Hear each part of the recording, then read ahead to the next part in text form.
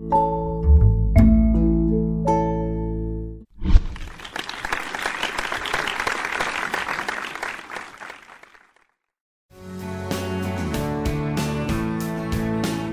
always consistently said that you can't have everything at every point in time, and if anybody says that to you, you should really think about what they're saying before you believe it. And for me, I have always had periods of focus. If in a season I have 6 months of competition, I'm not doing much else during that time. I'm not doing interviews. I'm not talking to people. I'm not giving time to clients that I don't need to give. And if the other 6 months are focused solely on work, which they typically are, then it's a lot more work in the office. It is a lot more regimented in terms of trying to develop a client's sort of long-term perspective. So you have to play a game with how you manage your priorities. And I think with a family especially, and later if you have the privilege of becoming parents, I think it's not that the complexity is increasing, it's sort of you get to question who you are repeatedly through the process of life. And I think as women, we have multiple lifetimes. It's not just one life. You're someone's daughter, then you're someone's wife, then you're someone's mother, then you're someone's grandmother. So you have so many different, and then you're maybe you're someone's boss, maybe you're someone's employee. So you have so many different roles to fill that I think it's very important to really keep in mind that there is no magic potion.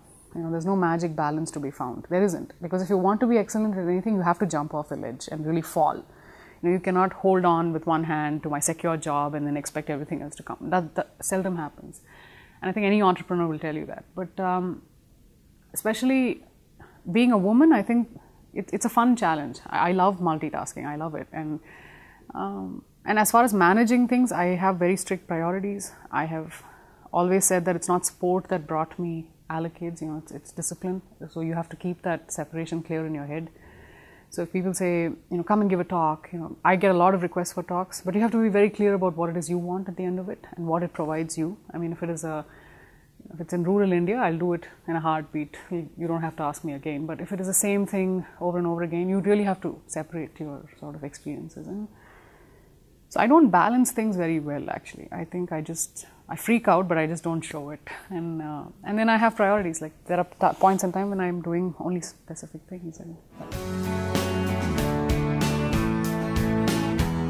As far as discipline is concerned, it's something that it's a long-term habit. It's not something that you can cultivate overnight. Even if it is just simple things like gardening, you have to water the plants. You cannot let them be, no matter how busy or not busy you are in a given day. So when you ask me about discipline, I think it has to come from a very young age. And it's clearly the simple things. Like respect, or lay the table, or do something, contribute to the house. If you're staying with your parents past 21, pay the rent, do something, right? I mean, don't just take everything for granted, And I think because I have such tough parents themselves, it was very hard to be a diva in the house, If you don't do something, you're going to be told, put that here and, go to bed now, or, don't stay up late talking all night, And they didn't say it from a point of authority.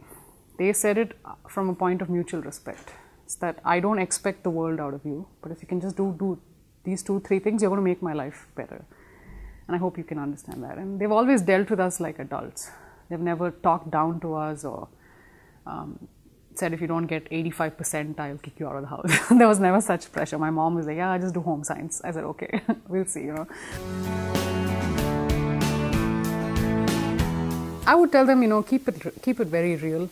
It's not the end of the road. As I just said, it's not just about the 100 crore blockbuster.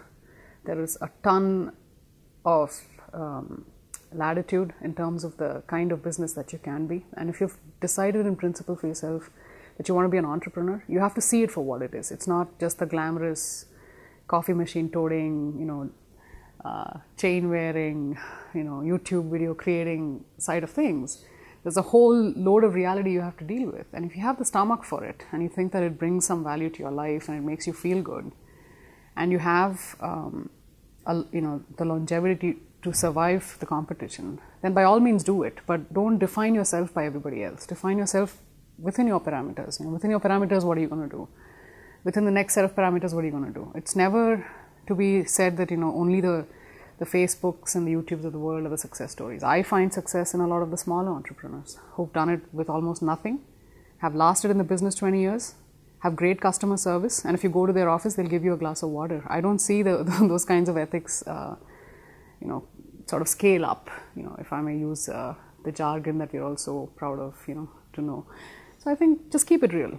Keep it real, be ethical, be very ethical, and try very, very hard to really create value that's sustainable rather than a one-off thing, and never look for glory, because this is the last place really. I mean, if after 10 years people still want to talk to you, that's your good fortune, that you should take that as a blessing and move on. But beyond that, don't look for it, it's not about the lights. So yeah, that's what I would tell them.